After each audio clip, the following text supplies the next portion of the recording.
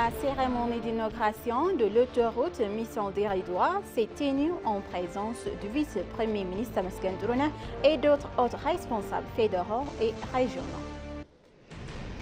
La légendaire artiste éthiopienne de Bebe Chetou a été inhumée hier après-midi à la cathédrale de Sainte Trinité d'Addis Ababa.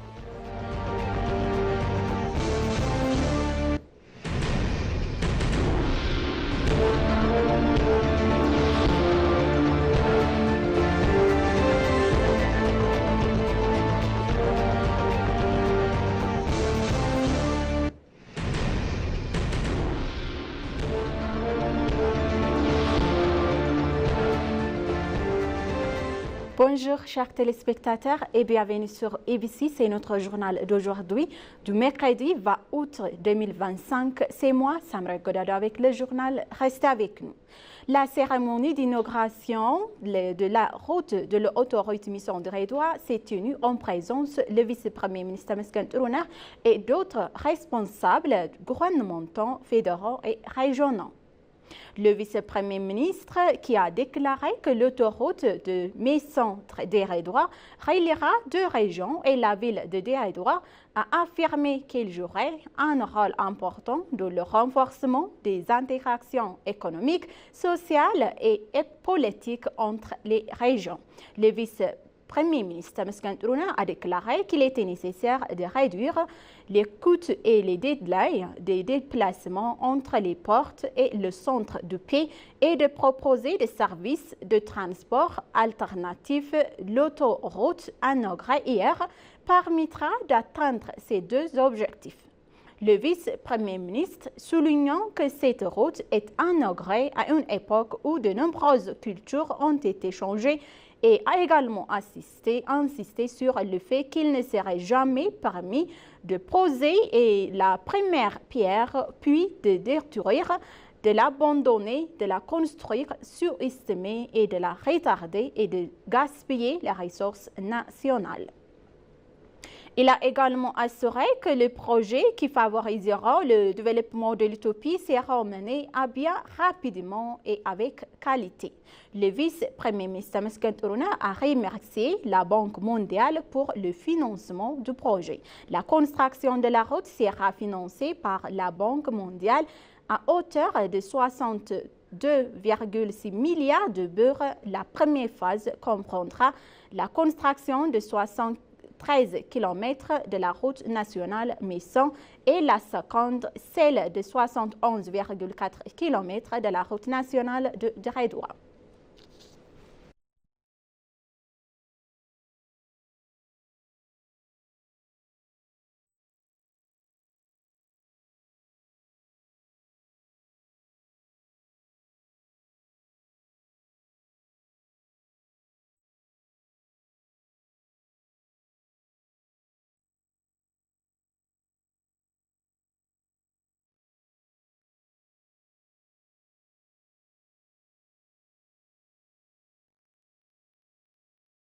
La construction de l'autoroute de Déridois sera très bénéfique pour les échanges commerciaux et relations interpersonnelles de l'Éthiopie avec les pays et de la région, a déclaré le ministre du Développement urbain et des Infrastructures, Jalitou Seni.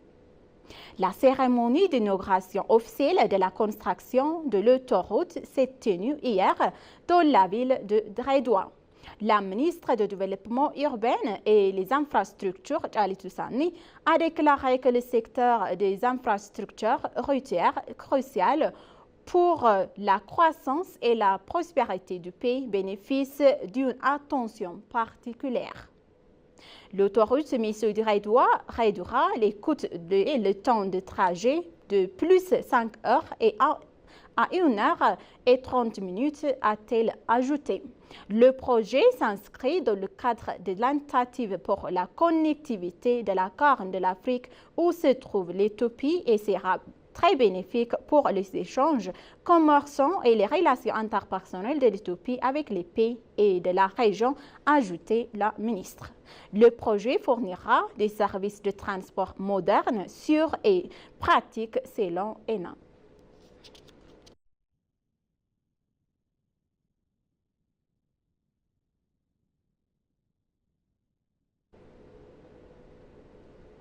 Le président de la Chambre de la Fédération a souligné que nous devrons travailler dur en traitant partie des opportunités et en transformant les défis aux impacts positifs.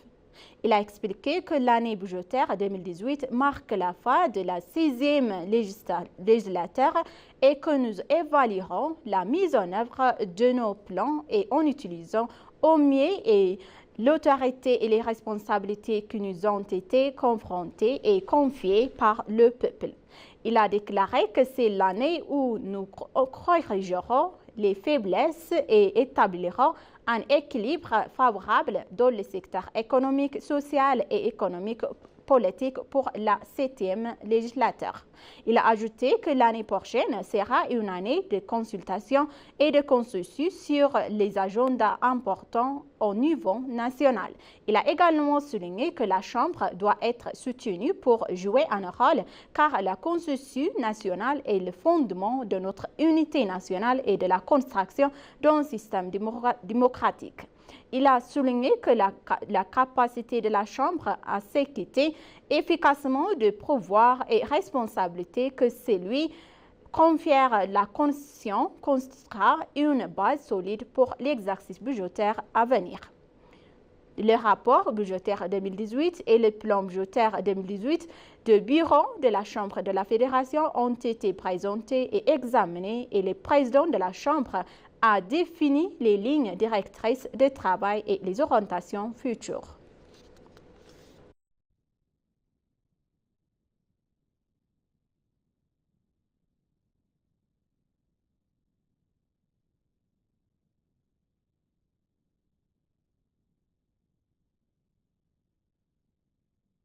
Le centre ophtalmologique pédiatrique récemment inauguré à l'hôpital spécialisé alerte compréhensive est réputé pour privilégier les traitements des maladies oculaires facilement traitables.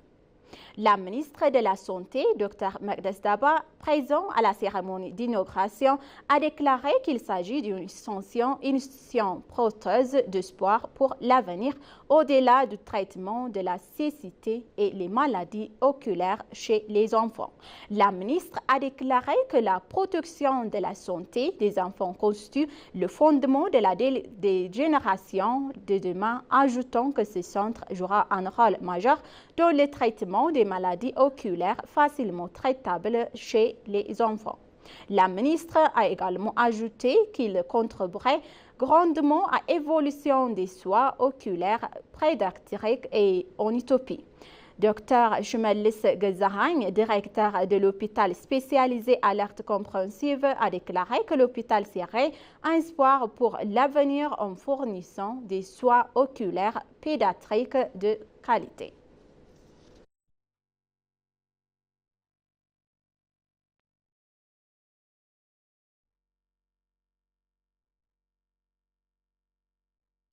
La deuxième conférence internationale de Tokyo sur le développement de l'Afrique se tiendra du 20 au 22 août 2025 à Yokohama, au Japon.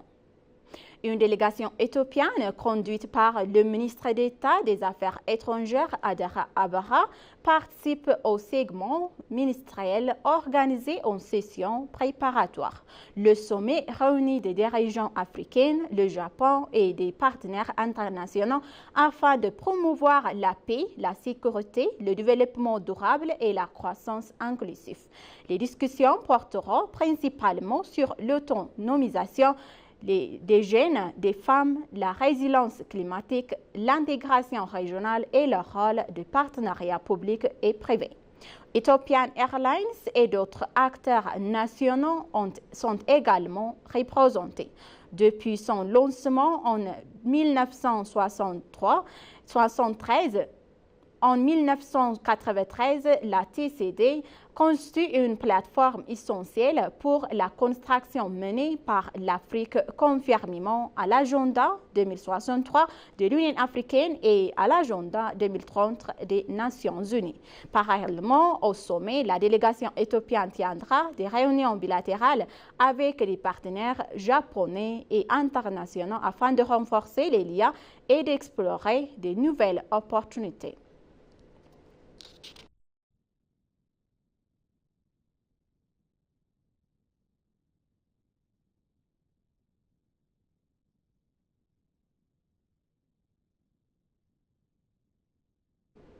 Le Centre africain de contrôle et de prévention des maladies Afrique a salué l'approbation de tout premier traitement antiproludique spécifiquement formulé pour les nourrissons. La nouvelle constitue une avancée majeure pour combler une lacune critique dans la prise en charge des plus jeunes et les plus vulnérables d'Afrique, a déclaré le CDC Afrique dans un communiqué de presse. Le nouvel traitement, appelé Cortam Baby, est destiné aux nouveau-nés et aux nourrissons de moins de 5 kg. Il a été développé grâce à un partenariat entre le laboratoire pharmaceutique suisse Novartis et l'association à but non lucratif Médecine for Malaria Ventre.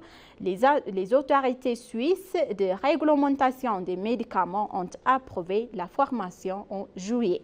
Le CDC Afrique a également salué les 8 États membres où les médicaments ont été testés, le Burkina Faso, le Côte d'Ivoire, le Kenya, le Malawi, le Mozambique, le Nigeria, la Tanzanie et l'Ouganda.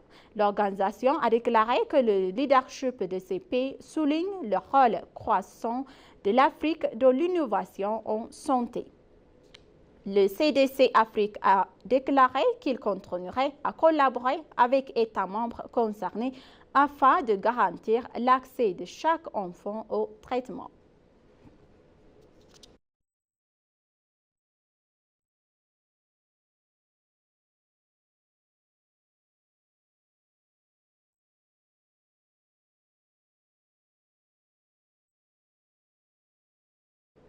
Ethiopian Airlines et l'organisation japonaise du commerce extérieur ont signé un protocole d'accord pour collaborer. Le protocole d'accord a été signé hier par Lema Yadesha, directeur commercial d'Ethiopian Airlines, et Shiruro Norishiko, président de l'organisation japonaise du commerce extérieur. Le protocole permettra aux entreprises japonaises d'utiliser le réseau de fer existant en Afrique pour contribuer et distribuer leurs produits en Afrique et exporter des produits africains vers le Japon et de développer conjointement le fer à Addis Ababa. S'exprimant lors de la cérémonie, Melako Al-Label a déclaré que l'Ethiopian Airlines étendait considérablement son influence et que le protocole d'accord signé hier avec l'organisation japonaise du commerce extérieur renforcerait encore ses relations entre les deux pays. L'ambassadeur d'Éthiopie au Japon, Daba Debele, a déclaré que les relations bilatérales entre l'Éthiopie et le Japon se renforceraient au fil du temps et que cet accord jouerait un rôle important. Le protocole d'accord renforcera davantage le travail de la campagne aérienne pour relier l'Afrique au Japon, selon les informations reçues du ministère des Affaires étrangères.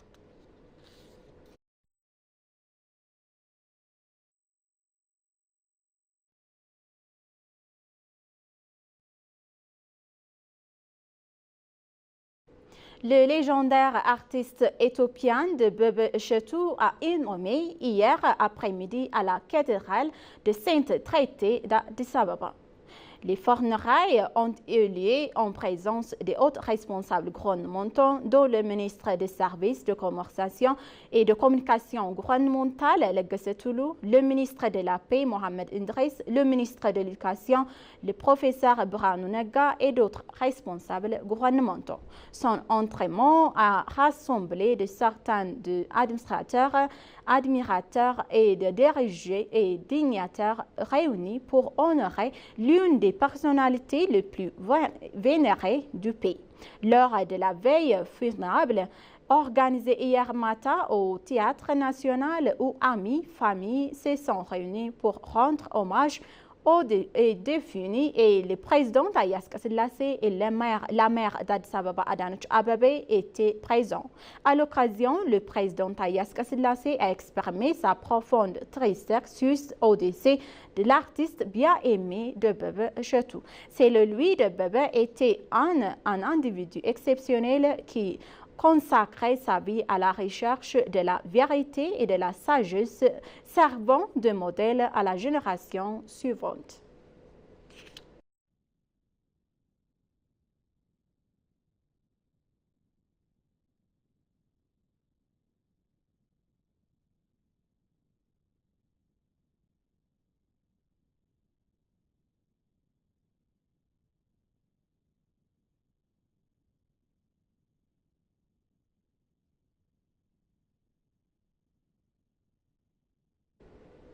Chers téléspectateurs, maintenant je vous rappelle les titres principaux.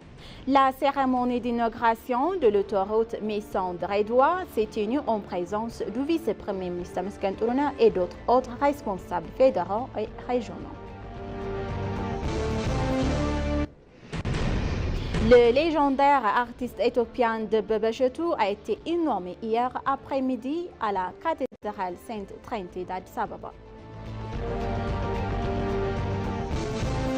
Merci, chers téléspectateurs, d'avoir resté avec nous jusqu'à la fin de notre journal d'aujourd'hui. C'était moi, Samra Godado, avec le journal. Je vous souhaite une bonne journée.